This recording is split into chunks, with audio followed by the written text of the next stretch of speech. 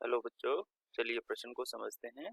कौन सा यौगिक विद्युत संयोजक है? विद्युत संयोजक है। विकल्प हमें दे रखे हैं NaCl, CH3, CCl4 और O2। इसमें से हमको बताना है कि कौन सा बंध जो है वो विद्युत संयोजक है। मुख्य अवधारणा देखते हैं। मुख्य अवधारणा, और मुख्य अवधारणा में हम क्या लिखेंगे कि आयनिक बंध जो होता है, आयनिक बंध यानी कि सह विद्युत संयोजक बंध को आयनिक बंध कहते हैं। आयनिक बंध किससे बनता है? आयनिक बंध बनता है इलेक्ट्रॉन के आदान प्रदान से। कहाँ से बनता है?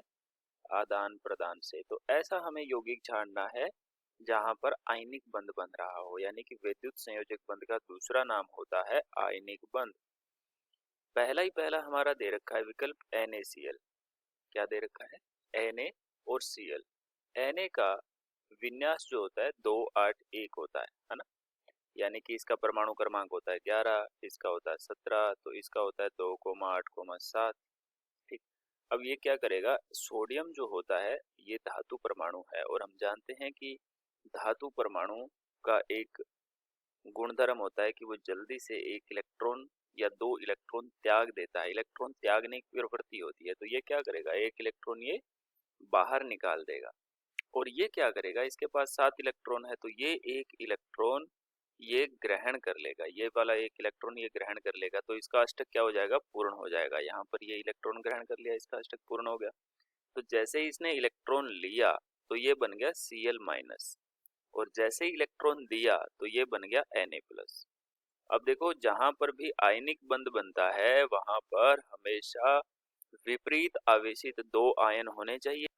तो जहां पर भी दो विपरीत आवेशित आयन होते हैं वहीं पर ही आयनिक बंध बनता है। तो हम इसमें लिख सकते हैं दो विपरीत आवेशित आयन, दो विपरीत आवेशित आयनों के मध्य बंध बनता है। आवेशित आयनों के मध्य बंध बनता है, उसको हम आयनिक बंध कहते हैं। तो यहाँ पर एक Na+ धनावेश है, एक Cl- ऋणावेशित है। ये दोनों मिलकर के NaCl यानी कि आयनिक यौगिक बना लेंगे। इनके बीच में जो बंध बन रहा है वो विद्युत संयोजक बंध होता है, विद्युत संयोजन बंध होता है, और ऐसे यौगिक को हम कहते हैं विद्युत संयोजक यौगिक। दूसरा हमारे पास CHCl3 विकल्प है। तो ये विकल्प हमारा, हमें उत्तर तो मिल गया, लेकिन हम दूसरे विकल्प भी देख लेते हैं। CHCl3 की संरचना कुछ ऐसी होती है। एक कार्बन के 3 तरफ Cl और एक तरफ हाइड्रोजन होता है, और ये क्या करते हैं, साझेदारी करते हैं इलेक्ट्रॉनों की। अब हम जानते हैं कि क्लोरीन के पास 7 इलेक्ट्रॉन होते हैं, प्रत्येक क्लोरीन के पास में 7 इलेक्ट्रॉन होते हैं, और ये एक एक इलेक्ट्रॉन की साझेदारी करते हैं। ये कार्बन के एक एक इलेक्ट्रॉन है, 4 इलेक्ट्रॉन।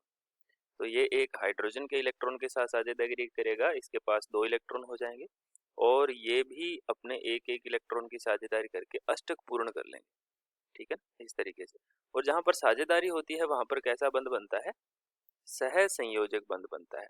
इस तरीके से यहाँ पर सारे के सारे बंध कैसे हैं, सह संयोजक बंध है। तो ये यौगिक कैसा होगा, सह संयोजक यौगिक होगा। दूसरा ऐसे ही CCl4 भी है कि कार्बन के चारों तरफ Cl है, और ये Cl क्या करते हैं, ये साझेदारी करते हैं, और ये भी कैसा यौगिक होगा, सह संयोजक होगा। अब जो अंतिम है वो O2। O2 की भी संरचना देख लेते हैं कि ऑक्सीजन के पास में 6 इलेक्ट्रॉन होते हैं संयोजी कोश में। एक ऑक्सीजन के पास में 6 इलेक्ट्रॉन होते हैं, तो ये क्या करेगा, दो दो इलेक्ट्रॉनों की साझेदारी कर लेगा। यहाँ पर ये इलेक्ट्रॉन इसके साथ में और ये इलेक्ट्रॉन इसके साथ में साझेदारी कर लेगा, और जैसे ही साझेदारी करेगा तो इसके पास भी 8 हो जाएंगे और इसके पास भी 8 हो जाएंगे। ये भी कैसे बंध बना रहे हैं, सह संयोजक बना रहे हैं। तो हमारे पास जो प्रश्न पूछा गया विद्युत संयोजक यौगिक कौन सा है, तो विद्युत संयोजक यौगिक है NaCl। ये हमारा सही उत्तर हो जाएगा। आशा करते हैं आपको समझ आया होगा। धन्यवाद।